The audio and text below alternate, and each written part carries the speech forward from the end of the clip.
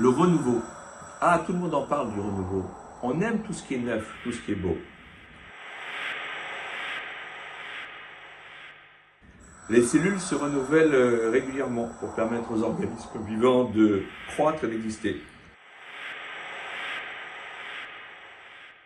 C'est la base de toute vie, la disparition des cellules anciennes et l'émergence de nouvelles.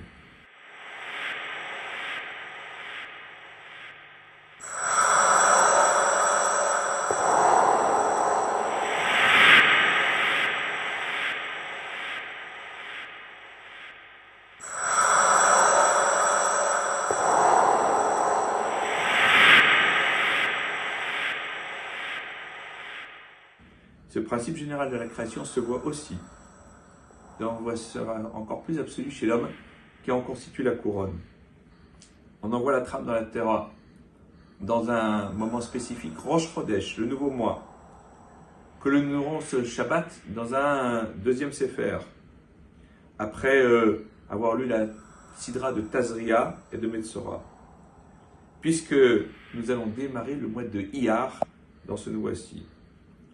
Alors voilà que justement Rosh Chodesh est là pour nous permettre de comprendre qu'il y a un renouvellement permanent.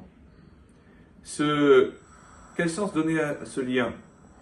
Parce que dès la sortie d'Égypte, Hachem nous dit le premier des commandements, c'est le nouveau mois.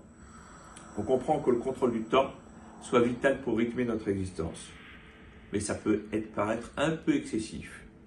Alors quel sens donner à ce lien consubstantiel à l'identité juive?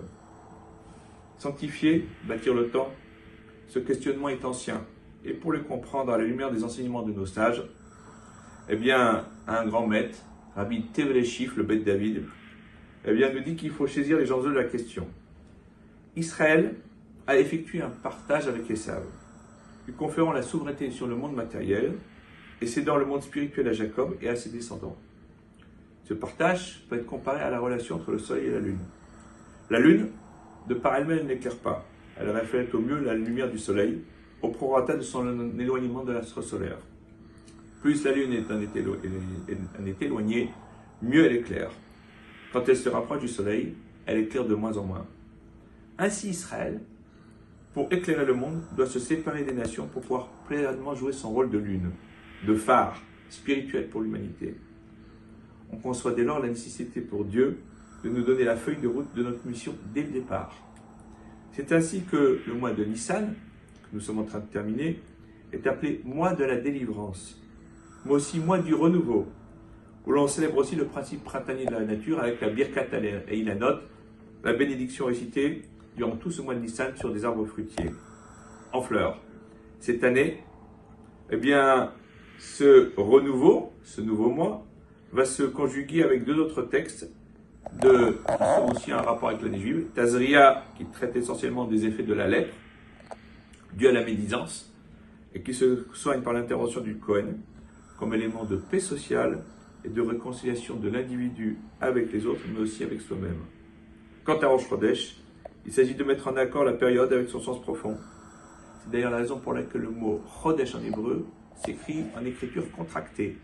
Chet, Dalet, Shin, qui peut se dire aussi Chadash, neuf. Tous les mois, nous faisons le ménage spirituel et nous faisons ce grand nettoyage de notre âme au moment des solennités de Tishri, et évidemment aussi à Pessah, où notre existence tout entière, aussi bien spirituelle que matérielle, doit être placée sous le signe, sous le sceau du renouveau. Voilà, nous allons rentrer maintenant dans le mois de Iyar. Nous nous préparons à accueillir la Torah à Shavuot, mais cela, c'est un autre épisode. À très bientôt.